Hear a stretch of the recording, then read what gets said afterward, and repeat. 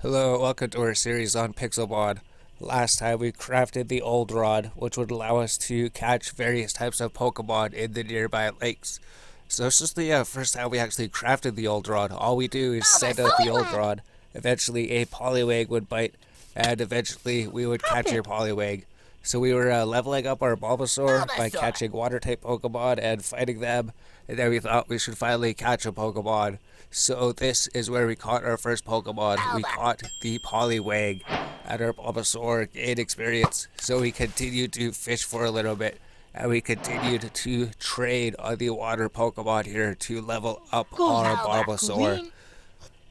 Oh, I think we caught the Goldeen. I think we continued to catch some water Pokemon, right? We had a Poliwag, so Poliwag had the hypnosis ability. So the hypnosis ability would actually make it much easier to catch Pokemon. I think it's 2 times or 2.5 times. We don't have the thing up here, but we threw the Pokeball, and then eventually we had our third Pokemon. We had caught Goldeen. Perfect. And our Bulbasaur's almost 16, right? So our Bulbasaur learned 2 new moves, the Poison Powder and the Sleep Powder. So the Sleep Powder would be a huge asset when actually catching Pokemon. So now that we had caught, well, that's right, we had the bed, right? We learned about the bed. If it's nighttime, you can't see anything, just go to the bed, and then it'll be daytime. So the thing we learned in this video is about the Magikarps, right? There's actually 32 different skins of Magikarps that we can catch by fishing with the old rod. Because we noticed that, right? We thought his skin looked a little bit different. So we put this Magikarp to sleep, and then we captured Magikarp. Then it said we got the Magikarp Jump achievement and a Pokemon of a different color. So we learned how to check achievements. We just click on advancements here, and this would show your advancements. So a Pokemon of a different color, catch a non-standard Pokemon, and capture a special Magikarp. Magikarp Jump.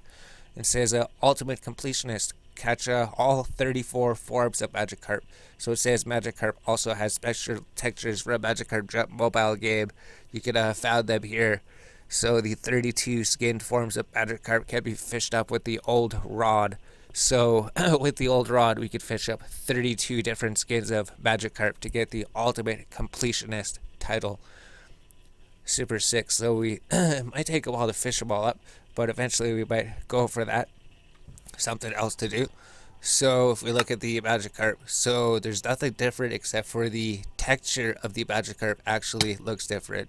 So we continue to fight and battle Pokemon.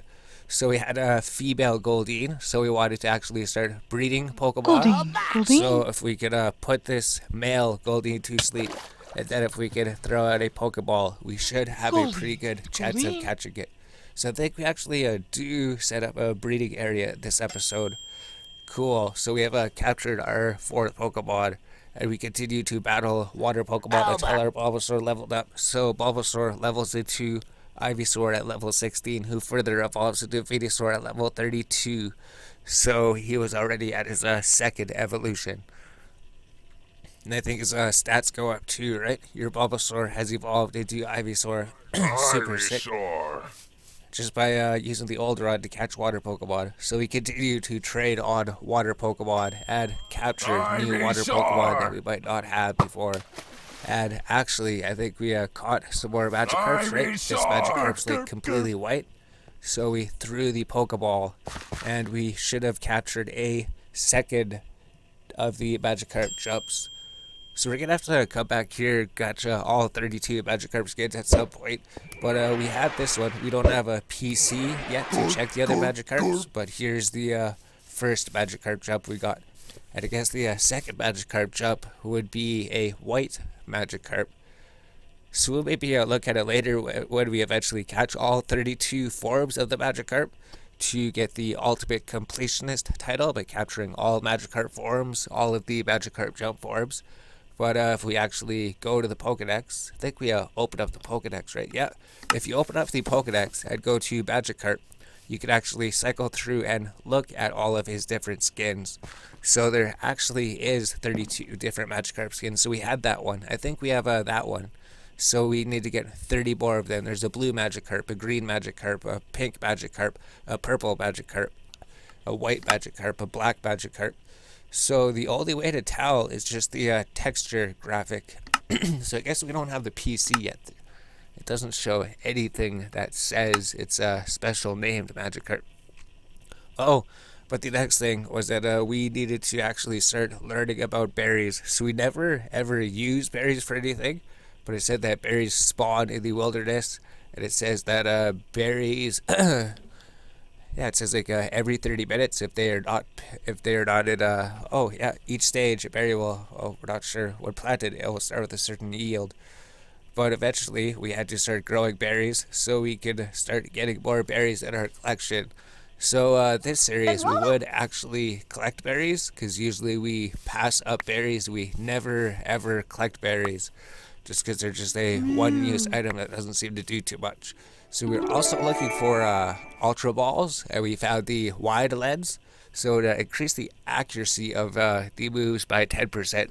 So if we were to actually equip this item onto a Pokemon, his moves would be 10% more accurate.